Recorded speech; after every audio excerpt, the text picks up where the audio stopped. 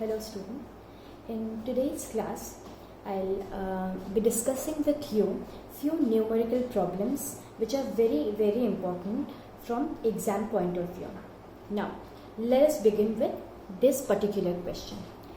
The question here given is a compound formed by elements A and B forms a cubic structure in which A atoms are at the corners and B atoms are at the face centers. So what we need to do is we need to derive the formula. So first of all, what we need to do is, what is given? A compound is formed by A and B. Okay, and A atoms are present at the corners and B atoms are at the face centers.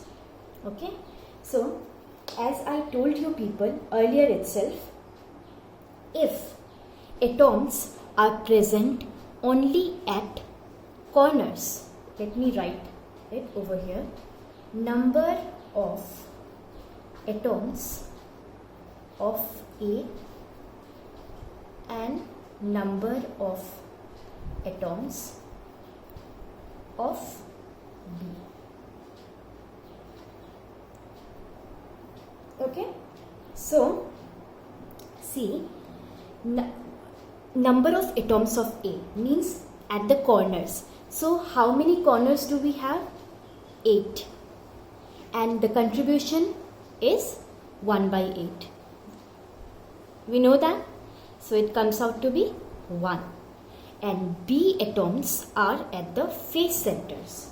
Now, B atoms are at the face centers. So, how many faces does a particular cube has? 6. And what's the contribution of each face? Half. You all know that. It comes out to be 3. Okay. So, how can we write it? What is the ratio of A and B? Clearly it is being seen, the ratio is 1:3.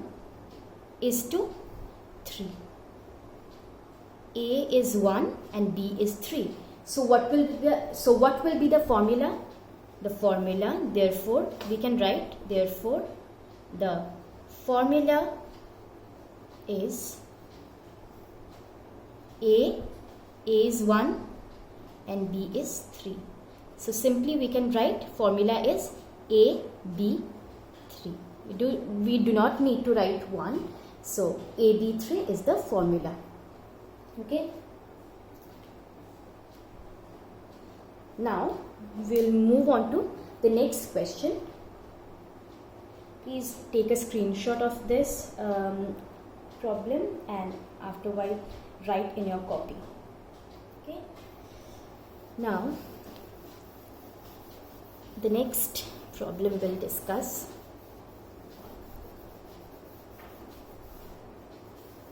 The next question is, see, a compound is formed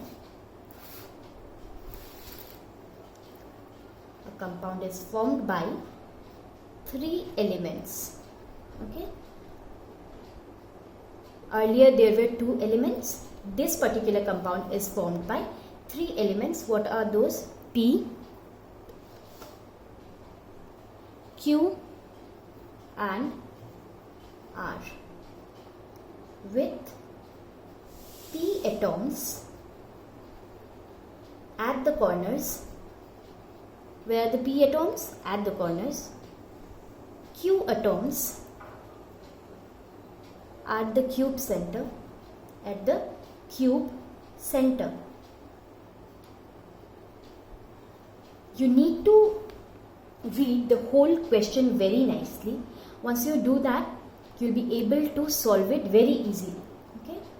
And R atoms at the alternate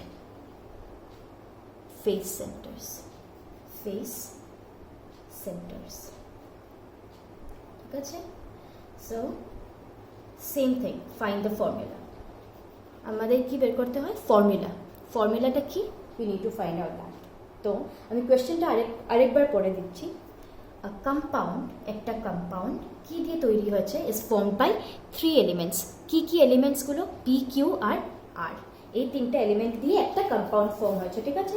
তো সবচেয়ে আগে আমরা লিখবো যে তো কি কি P, Q R আর। দেখো সবচেয়ে আগে আমার কি বের করতে লাগে, number of atoms of P, পির কতটা হবে। আরেকটা হলো গিয়ে number of atoms of Q, আর হলো গিয়ে নাম্বার অফ অ্যাটমস অফ কি, আর। ওকে, তো এই জিনিসটা আমার সবচেয়ে the first step to solve a particular problem of this type, যে formula finding, how to find a formula. তো এটার হলো গিয়ে ফার্স্ট স্টেপ, আমরা এটা লিখবো। তো দেখো number of atoms of P কি হবে, কি বলা হয়েছে, P atoms at the corners. কোথায় আছে পি, কর্নার্সে। কয়টা কর্নার আছে, 8টা। কন্ট্রিবিউশন কত, 1/8, রাইট। তো কত হলো 1, পি বের করে নিলাম। এখন কি কিউ, কিউ কোথায় আছে, Q atoms at the cube centre. Cube সেন্টারে কিউ অ্যাটম আছে। কিউব সেন্টারে আমরা জানি বডি সেন্টারে যদি একটা কিছু থাকে, যদি সেন্টারে একটা অ্যাটম থাকে, তাহলে ওইটার কন্ট্রিবিউশন কত হয়, 1। আর এখন লাস্ট হলো গিয়ে আর atoms at the alternate face centres. Face centres তো ঠিক আছে, কিন্তু কি বলেছে, অল্টারনেট ফেস সেন্টার্স। এখন অল্টারনেট ফেস সেন্টার্স মানে কি, একটা ফেসকে ছেড়ে। সাপোজ এটা একটা কিউব, এটা একটা কিউব। তো how many faces are there, 1 2 3 4, এই সামনে একটা পিছনে একটা, টোটাল 6 ফেসেস আর দেয়ার। তো আমাকে কোয়েশ্চেনে কি বলা আছে, অল্টারনেট ফেস সেন্টার্স, মানে একটাকে ছেড়ে। তার মানে কি হবে, একটা ছেড়ে, তাহলে কয়টা ফেসকে আমি ইনক্লুড করবো, 3টা। মানে যতটা টোটাল ছিল তাকে আমি 2 দিয়ে ডিভাইড করে দিলাম। যত টোটাল ছিল 6 ফেস, ওইটাকে আমি 2 দিয়ে ডিভাইড করে দিলাম, কারণ আমাকে বলা হয়েছে অল্টারনেট ফেস সেন্টার্স। তো আমার কয়টা এখন ফেস থাকলো, 3টা ফেস থাকলো। আর ওই 3টা ফেসের কন্ট্রিবিউশন কত, ফেস একটা যদি অ্যাটম ফেসে থাকে, ফেস সেন্টারে থাকে, ওইটার কন্ট্রিবিউশন হয় হাফ। তো এটা কত হলো, 3/2। ক্লিয়ার। এখন রেশিওটা বের করতে লাগবে আমার। রেশিও কত, কার মধ্যে, পি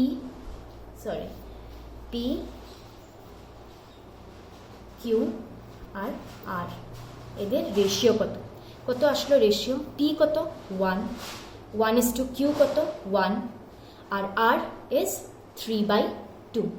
ওকে, এটা হলো গিয়ে রেশিও। তো এটাকে আমরা কি লিখতে পারি, 2কে ওইখানে নিয়ে 2, এখানেও 2, আর এখানে কত 3। এটাকে এরকম লেখা যায়, 1:1:3/2কে 2 এদিকে নিলাম, 2 এদিকে নিলাম, আর এটার তো নিচে ডিনোমিনেটর ইজ 2, তো এটাকে 3 থাকলো। ওকে, তো রেশিও বেরিয়ে আসলো কত, 2:3। তো ফর্মুলা কত হবে, তো formula therefore formula of the compound is কি, পি কত 2, কিউ কত 2, আর আর কত 3। Okay, so formula is P2Q2 R3.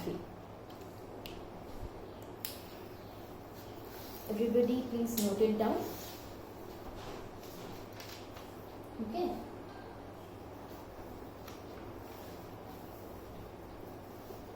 so now let's move on to the next.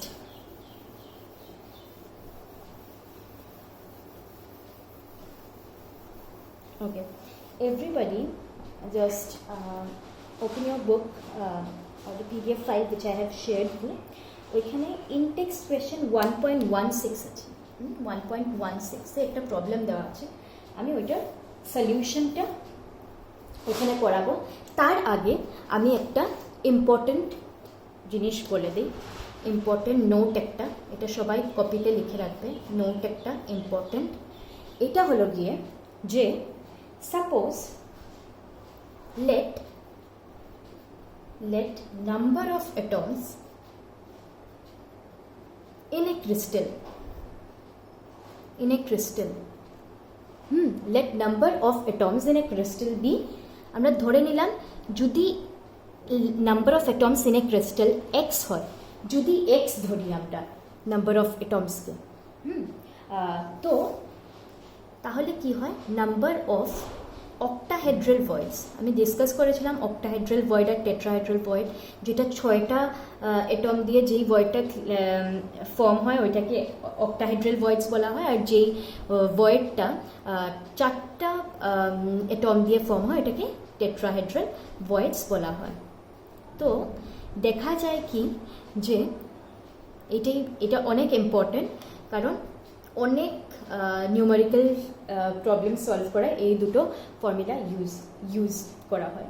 তো let number of atoms in a crystal be X, যদি আমরা ধরি যে number of atoms একটা ক্রিস্টালে এক্স, তাহলে নাম্বার অফ অক্টাহেড্রাল ভয়েডস কত হবে, এক্স সেম। তাহলে নাম্বার অফ অক্টাহেড্রাল ভয়েডস কিন্তু সেম হবে, কিন্তু নাম্বার অফ টেট্রাহেড্রাল ভয়েডস কত হবে, টুয়াইস এক্স, মানে তার ডাবল ইন্টু 2, তার ডাবল হবে। ওকে, তো এটা অনেক important, please note it down. If, আমি আবার বলছি, if the number of atoms in a crystal is x, then number of octahedral voids will be x and number of tetrahedral voids will be twice x. আমি 1.16 একটা ইনটেক্সট question, আমি কোয়েশ্চেনটা আমি screenshot share করে দেবো উইথ ইউ পিপল, সো ওইটা আমি এখানে সলভ করে দেখাচ্ছি সলিউশন। তো ওই কোয়েশ্চেনটায় কি বলা হয়েছে, যে দেওয়া ছিল আর কি, যে গিভেন ছিল, গিভেন 2 এলিমেন্টস, দুটো এলিমেন্টস আছে, কি কি 2 এলিমেন্টস, কি কি M R N, M R N, দুটো এলিমেন্টস। ওকে, তো আমরা ধরলাম, সাপোজ লেট, কোয়েশ্চেনটা ভালো করে তোমরা দেখে নেবে, let number of N atoms, আমরা ধরে নিলাম এক্স। ওকে, এক্স ধরলাম। তো যদি আমরা ধরেছি যে number of N atoms x ধরেছি, তাহলে নাম্বার অফ টেট্রাহেড্রাল ভয়েডস কত হবে, নাম্বার অফ টেট্রাহেড্রাল ভয়েডস হবে কত, বলা হয়েছে আগে যদি এক্স হয় তাহলে টুয়াইস এক্স। ওকে, তো টুয়াইস এক্স হয়ে গেল। এখন কোয়েশ্চেনে দেওয়া আছে যে মানে এম কত হবে, 1/3 অফ টেট্রাহেড্রাল ভয়েডস, কোয়েশ্চেনে দেওয়া ছিল। কোয়েশ্চেনটা আমি বারবার বলছি, কোয়েশ্চেনটা ভালো করে পড়বে টেক্সট বুকে। ওকে, তাহলে ইউ পিপল উইল আন্ডারস্ট্যান্ড যে মানে ওটা বলতে কি চাচ্ছে, কোয়েশ্চেনটা না পড়লে যেরকম বোঝা যাবে না। তো আমি আগেও বলেছি যে যদি আমার কাছে নাম্বার অফ অ্যাটমস যদি এক্স হয়, তাহলে কি, আচ্ছা আমি কোয়েশ্চেনটা তাও ইন কেস যদি ইয়ে না হয় আমি বলছি কোয়েশ্চেনটা একবার ভালো করে। A compound is formed by 2 elements. Everybody, একটা কম্পাউন্ড ফর্ম করা হয়েছে দুটো এলিমেন্টস দিয়ে, এম আর এন। তো কোয়েশ্চেনেই দেওয়া ছিল the element N forms CCP, মানে cubic close packing. Element N কি করে, ফর্ম সিসিপি, আর অ্যাটমস অফ এম কি করেছে, অকিউপাই করে 1/3 অফ টেট্রাহেড্রাল ভয়েডস। এই যে কোয়েশ্চেনেই দেওয়া ছিল যে এম অ্যাটমটা 1/3 টেট্রাহেড্রাল ভয়েডসকে অকিউপাই করে, তো ফর্মুলা কি বেরোবে, what is the formula of the compound. Okay, তো আমি এটাই ক্যালকুলেট করছি। দেখো এটার মধ্যে আমি কি ধরে নিয়েছি, let number of N atoms be x, তো নাম্বার অফ টেট্রাহেড্রাল ভয়েডস কত হবে, টুয়াইস এক্স। এখন কোয়েশ্চেন ওয়াইজই দেওয়া যে কি, then number of M atoms, number of M atoms কত আসবে, 1/3 বলেছে, 1/3 অফ কি, টেট্রাহেড্রাল ভয়েডস। তো টেট্রাহেড্রাল ভয়েডস কত, টুয়াইস এক্স। ঠিক আছে, তো এটাকে আমি কি লিখতে পারি, 2/3x লেখা যায়, রাইট। তো এখন আমার লাস্ট একটা ফর্মুলা বের করার জন্য আমি যখন দুটো এলিমেন্টারি ভ্যালু বের করে নিই, তখন নেক্সট স্টেপ কি হয়, রেশিও নেওয়া। আমি রেশিও নিব, ফর্মুলার জন্য রেশিও ইম্পর্টেন্ট। তো m is to n, m এর আমার ভ্যালু কত আসলো, m 2/3x আসলো, আর n কত, x আসলো, x চলে গেল, তো কি হলো 2:2, এখানে 3 এদিকে চলে গেল, এখানে 2:3 হয়ে গেল। 2:3 কিসের রেশিও? m:n। তার মানে ফর্মুলা কি আসবে? Therefore the formula is m2 আর n is কত? 3. This is the formula. Write it down.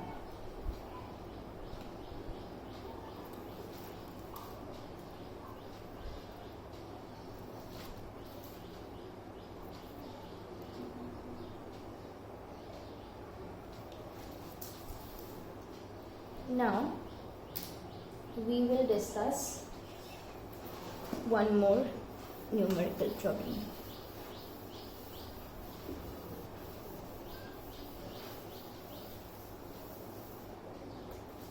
দেখো ওই দিন this one will discuss. ওই দিন আমরা কি লাস্ট টপিক কি পড়েছিলাম? ডেনসিটি পড়েছিলাম, ডেনসিটির ফর্মুলা পড়েছিলাম। ডেনসিটি অফ কি?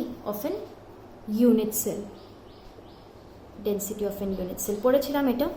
তো এটার উপরে ডেনসিটির ফর্মুলা কি পেয়েছিলাম? ডেনসিটি রো দিয়ে, রো একটা সিম্বল, ডেনসিটিকে রো দিয়ে বোঝানো হয়। ডেনসিটির ফর্মুলা কি ছিল?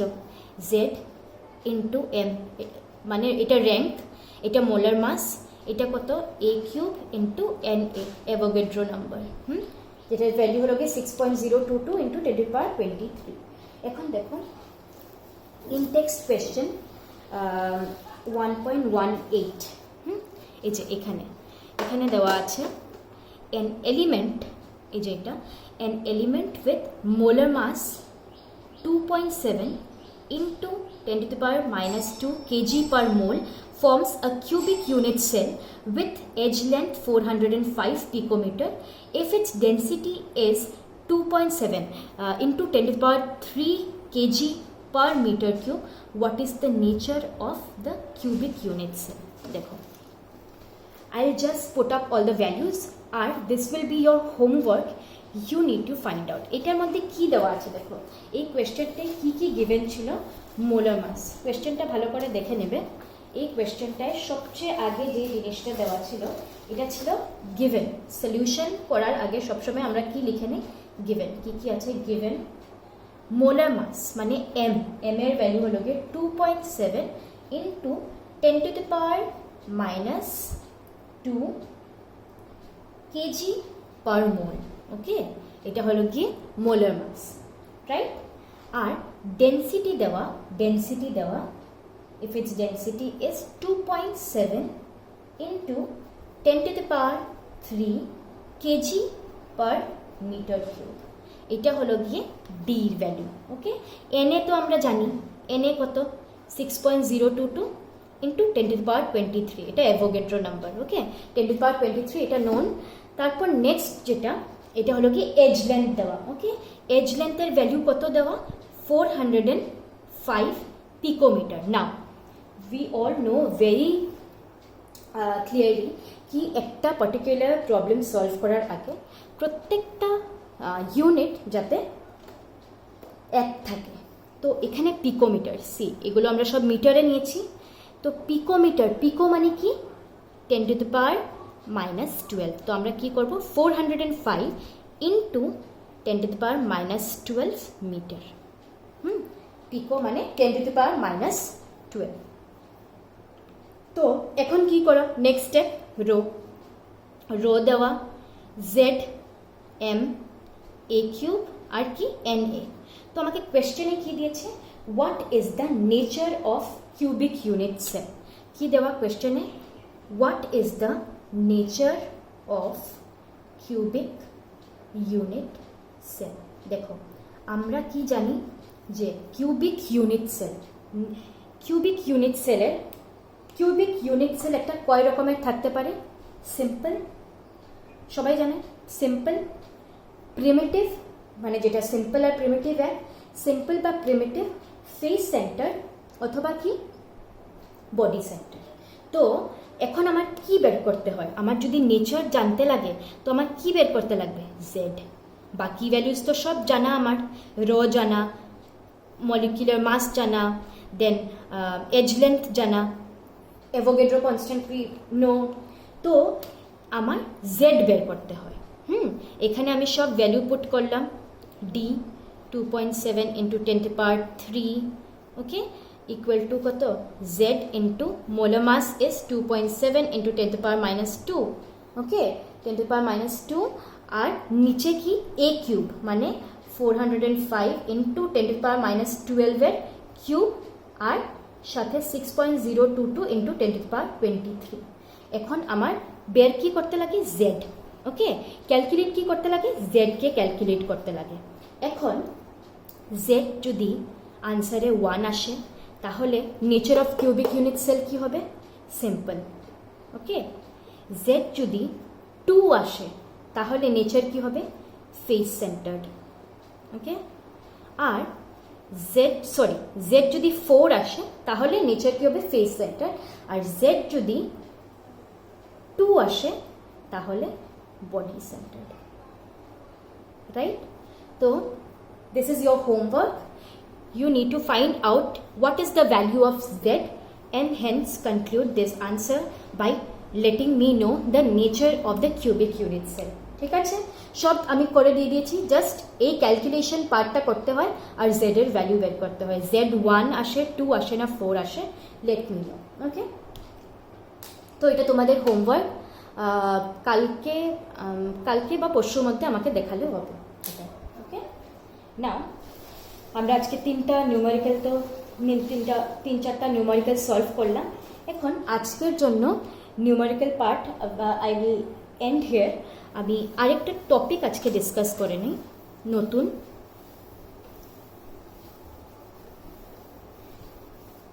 তো the topic is radius ratio.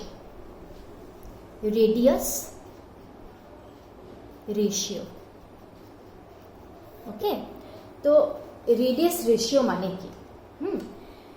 তো এইটা পড়ার আগে কয়েকটা আমি important points I will discuss with you. সবচেয়ে ফার্স্ট ইম্পর্টেন্ট পয়েন্ট হলো গিয়ে এই যে রেডিয়াস রেশিওর কনসেপ্টটা, some of the important points, please write it down. Important points কি হয়? ফার্স্ট পয়েন্ট হলো গিয়ে রেডিয়াস রেশিওর যে কনসেপ্টটা, এইটা আমরা শুধু ইউজ করি অনলি ফর আয়নিক কম্পাউন্ডস। কাদের জন্য? Ionic compounds. আয়নিক কম্পাউন্ডস মানে the compounds which can dissociate into various ions. তো এক্সাম্পল কি আয়নিক কম্পাউন্ডস এর?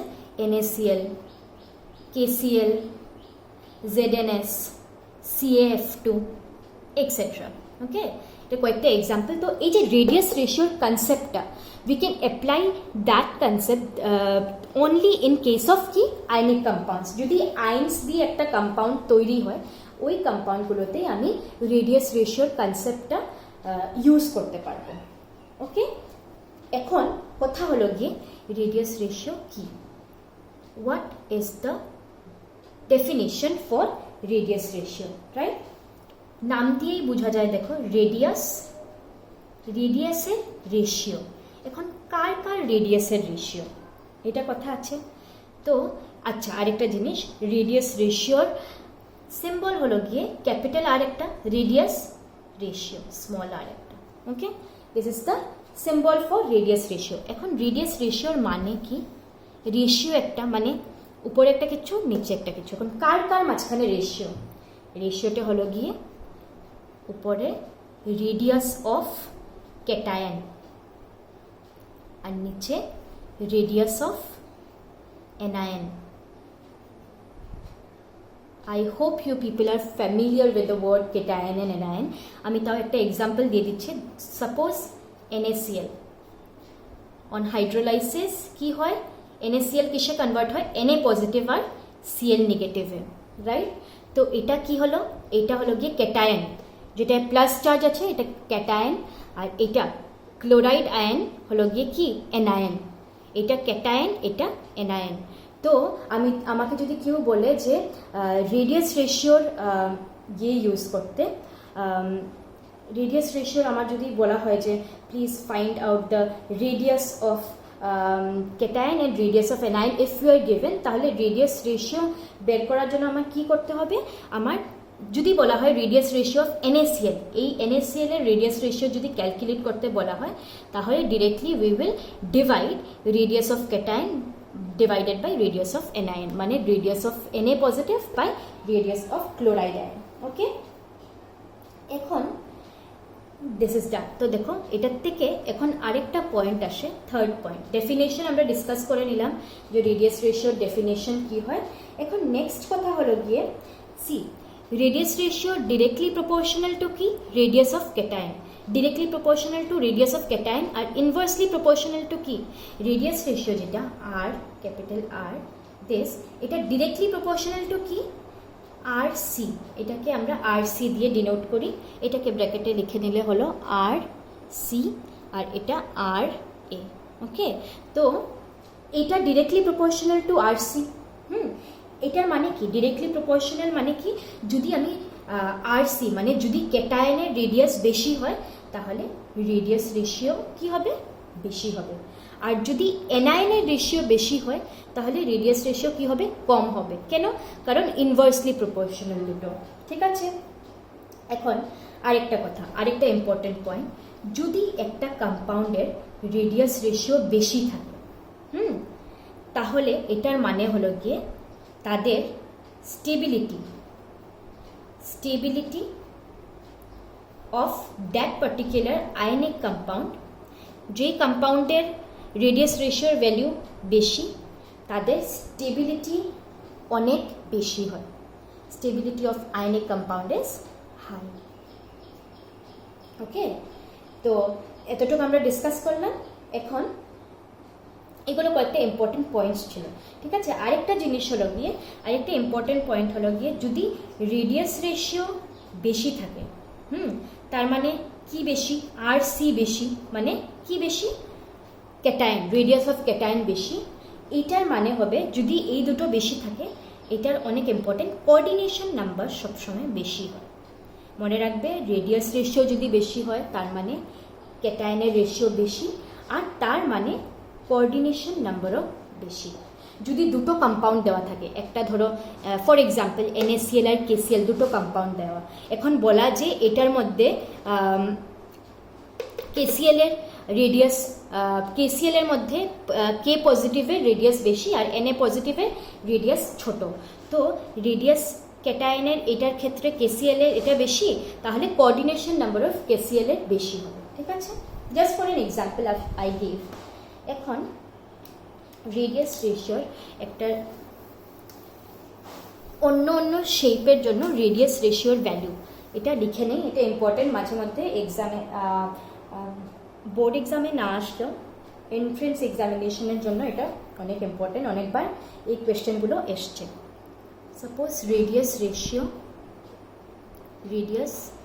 রেশিও এটার ভ্যালু কত হবে ফর ভেরিয়াস শেপগুলো আমি এখানে লিখে দিলাম। তো সবচেয়ে আগে আমি যে শেপটা ডিসকাস করব এটা হলো গিয়ে লিনিয়ার, তারপর ট্রায়াঙ্গুলার, তারপর টেট্রাহেড্রাল মানে 4টা ইয়ে দিয়ে, আর অক্টাহেড্রাল 6টা এটম দিয়ে, লিনিয়ার 2টো, ট্রায়াঙ্গুলার 3টা। লিনিয়ারের জাস্ট একে যদি ইয়ে দেখাতে লাগে সিম্পল একটা মেশে, তো লিনিয়ার এরকম, ওকে,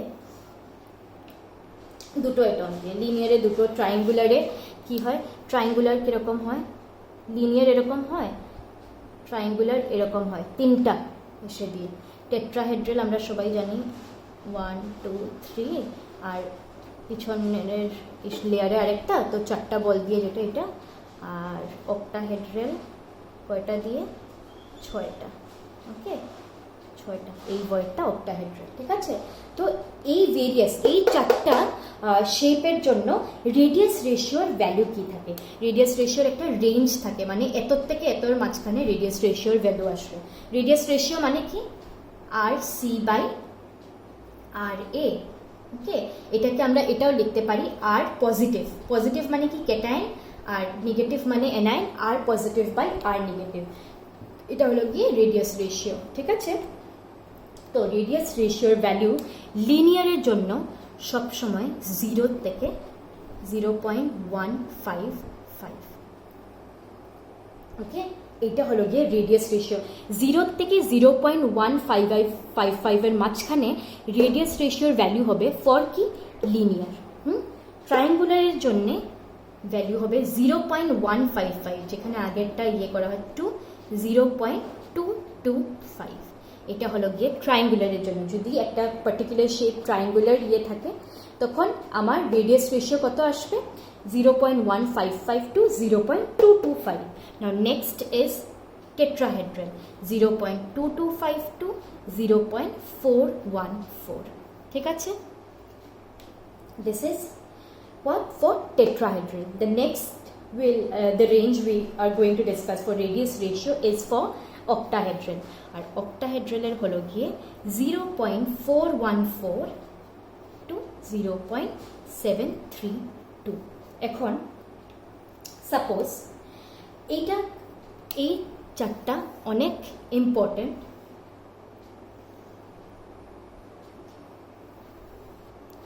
তো ধরো তোমাকে জাস্ট একটা এক্সাম্পল হিসাবে বলছি। ধরো কোনো একটা কোয়েশ্চেন দেওয়া হলো তোমাকে। কোয়েশ্চেনে বলা হলো যে given radius of cation is, ধরো রেডিয়াস অফ ক্যাটায়ন দিয়ে দেওয়া হলো গিয়ে x, ওকে। আর রেডিয়াস অফ অ্যানায়ন ধরো y, এমনি বলছি যে কোনো ভ্যালু হতে পারে, ওকে। এখন তোমাকে যদি বলা হয় যে এই এতটুকু তোমার কাছে ইনফরমেশন আছে, রেডিয়াস অফ ক্যাটায়ন দেওয়া আর রেডিয়াস অফ অ্যানায়ন দেওয়া। এখন তোমার বের করতে হয় যে এই কম্পাউন্ডটা কোন শেপের, ওকে। তো আমি কি করব, রেডিয়াস অফ ক্যাটায়নকে রেডিয়াস অফ অ্যানায়ন দিয়ে ডিভাইড করে দেব। আমার কাছে ভ্যালু দেওয়া থাকবে, কোয়েশ্চেন বলছি, এরকম কোয়েশ্চেন আসে এন্ট্রেন্স পয়েন্ট অফ ভিউ থেকে, অনেক ইম্পর্টেন্ট। এন্ট্রেন্সে অনেকবারই এসছে এই কোয়েশ্চেনগুলো। ধরো একটা ভ্যালু দেওয়া থাকলো রেডিয়াস অফ ক্যাটায়নের আর রেডিয়াস অফ অ্যানায়নের একটা ভ্যালু। আমি কি করব, দুটোকে ডিভাইড করলাম। দুটোকে ডিভাইড করলে আমি কি পাবো, ওই ভ্যালুটাকে কি বলে, রেডিয়াস রেশিও বলে, ঠিক আছে। এখন সাপোজ আমি এমনি বললাম যে সাপোজ তোমার কাছে এই জিনিসটাকে ডিভাইড করার পরে ভ্যালু আসলো 0.353, ঠিক আছে। সাপোজ ভ্যালুটা আসলো রেডিয়াস রেশিওর, এটা যখন ডিভাইড করলে তখন ভ্যালুটা আসলো 0.353। তো এখন তোমাকে কোয়েশ্চেন দেওয়া হচ্ছে শেপ কী হবে, রাইট। তো 0.353 কোন রেঞ্জে বিলং করছে, সি ক্লিয়ারলি দেখা যাচ্ছে এই রেঞ্জে। 0.225 টু 0.414 এই রেঞ্জের মাঝখানে আছে। তার মানে শেপ কি হবে, টেট্রাহেড্রাল। যদি এইটা ডিভাইড করার পরে আর সি আর আর এ কে ডিভাইড করার পরে যদি ভ্যালু আসতো 0.626 সাপোজ, তাহলে কি হতো, এই রেঞ্জে আসতো 0.626, তখন শেপ কি হতো, অক্টাহেড্রাল। যদি 0.121 আসতো রেডিয়াস রেশিওর ভ্যালু আর সি আর আর একে ডিভাইড করার পরে 1:1 আসলে ক্লিয়ারলি দেখা যাচ্ছে এখানে এই রেঞ্জটায়, তো শেপ কি হতো, লিনিয়ার, ওকে। তো এই কোয়েশ্চেনটা প্রায় অনেকবারই এসছে। So this is very important, this topic radius ratio, okay. So for today আমরা এখানেই এতটুকুই পড়ব। নেক্সট যেটা আমার লেকচার হবে আমি ওইখানে ডিসকাস করব ইমপারফেকশন ইন সলিডস। সলিডসে কী কী ইমপারফেকশন থাকে ওইগুলোকে ডিসকাস করব। আর আজকের জন্য আমি ডেন্সিটির যেই সামটা ছেড়েছিলাম প্রবলেমটা, I have listed you down everything, যেরকম ডেন্সিটি কত ছিল, মোলার মাস কত ছিল, সব করা হয়েছিল। জাস্ট ক্যালকুলেশন পার্টটা আমি তোমাদেরকে করতে দিয়েছি। তো ওইটা করে আমাকে 2 দিনের মধ্যে জাস্ট একবার চেক করিয়ে নেবে, okay. Thank you so much.